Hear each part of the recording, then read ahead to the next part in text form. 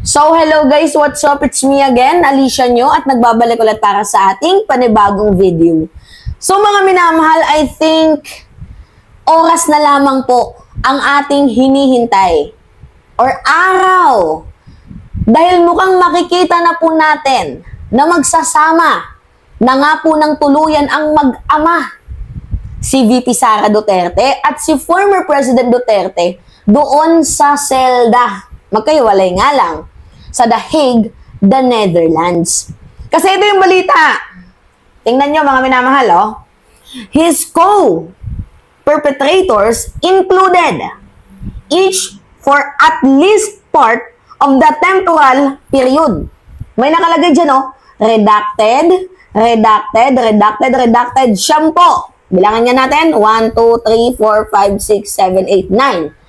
9 po ang kapwa salarin or co-perpetrator ni dating Pangulong Duterte na makikita nyo batay po sa kopya ng application of warrant sa website ng International Criminal Court.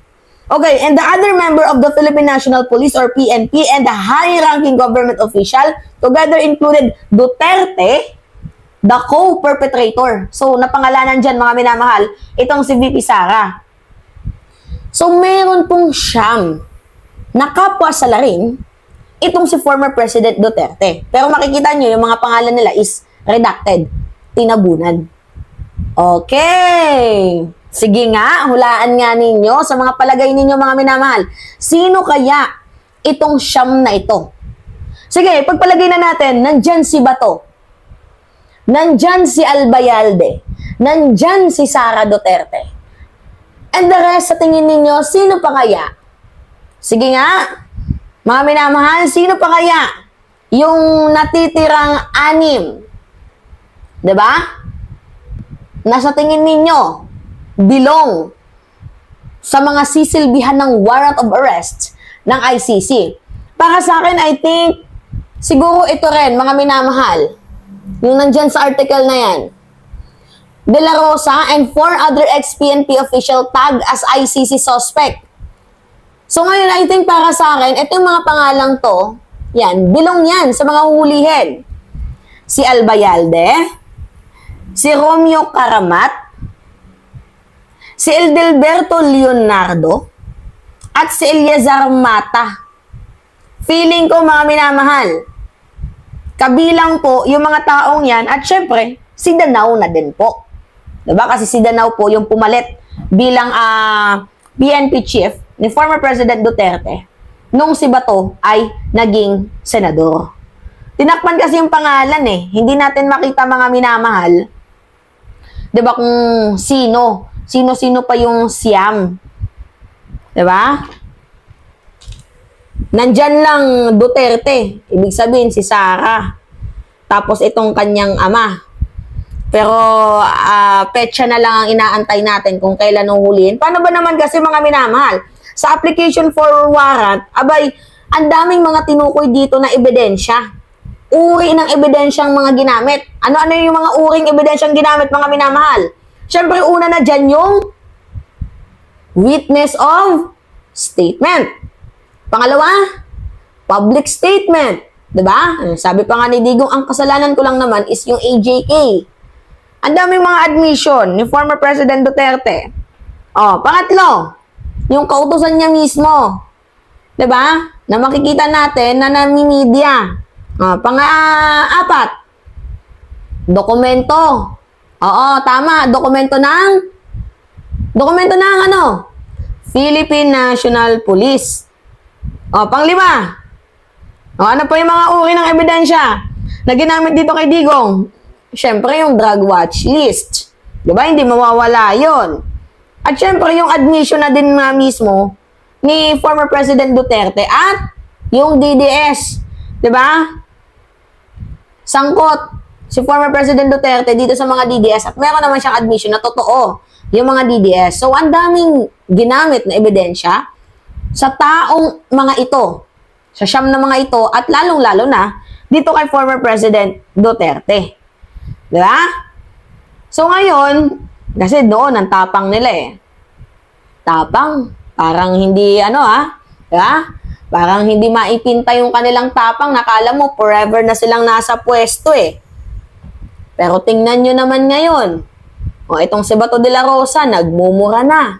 Si Bato de la Rosa, gigil na. Nanghihingi pa ng tulong kay SP.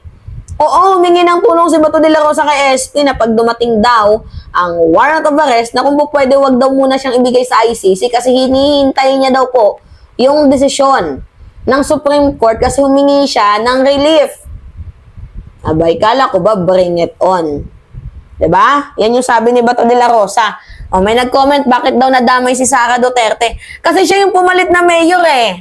Noong taong 2010 to 2013, siya yung pumalit na mayor dito kay former President Duterte. O, naging vice-mayor itong si Digong, tapos naging mayor naman itong si Sara. At ito namang si Bato, nadamay siya because of Oplan-Tokhang. O, lilinawin ko lang sa inyo, baka may malito dyan, mga minamahal. Si Bato de la Rosa kasi, yung nagsimula ng operation, di umano, ng Oplan-Tokhang. Si Sara Duterte naman, pinagpatuloy yung ginawa ng kanyang ama. Kaya nadamay itong si BP Sara. Diba? Kailan ba tayo nag-join sa ICC? 2011. Diba? 2011. So, yung between 2011 to 2013, 2 years na yan, mga minamahal, miyembro na tayo dyan. Kung saan naging mayor itong si Sara Duterte at mayroon pong mga commitment sa crime. Diba? Nagigets ninyo? Sige, ano pa yung mga tanong ninyo, mga minamahal? Si Danao, ba't daw napabilong? Napabilong si Danao kasi siya yung pumalit bilang PNP chief ni former President Duterte kay Bato. Kasi si Bato umakyat na sa kataasan, di ba? Yun, mga minamahal. So, antay na lang natin. We do not know kung kailan ilalabas itong arrest warrant para sa mga taong to. Pero pwede naman niyang pigilan ng Supreme Court. Kung mayroong nakikitang medyo mahinang ebidensya, pwedeng pigilan. Pero kapag malakas ang ebidensya, ibibigay yan kasi nagsalita na din yung palasyo na handa silang makipagtulungan sa Interpol kung sakaling maglabas ng warrant of arrest. Diba? Kasi mayroon naman tayong commitment dito sa Interpol. Nagigets ninyo? Meron tayong commitment dito sa Interpol. Hindi pwede na tayo lang hingi ng tulong, tapos pag sila humingi ng tulong, hindi tayo tutulong. So, makikipag-cooperate ang Pilipinas sa Interpol. Wala po ditong tinatawag na VIP or special treatment. Diba? Hindi pwedeng si Digong lang. Kung sino pa man, yung may mga ginawang kasalanan, abay, mananagot. Alright? Mga minamahal, yun po. Kayo, ano yung masasabi ninyo? Diba? May nag-comment dyan, I can't wait daw. Talagang sino ba naman ang hindi makakapag-wait na? Diba? Siguro sabi ko nga sa inyo, oras na lang. Oras na lang ang ating tinitingnan dyan. Oo. Bakit oras na lang ang tinitingnan natin dyan? Or araw? Kasi yan may mga pangalan na, redacted nga lang.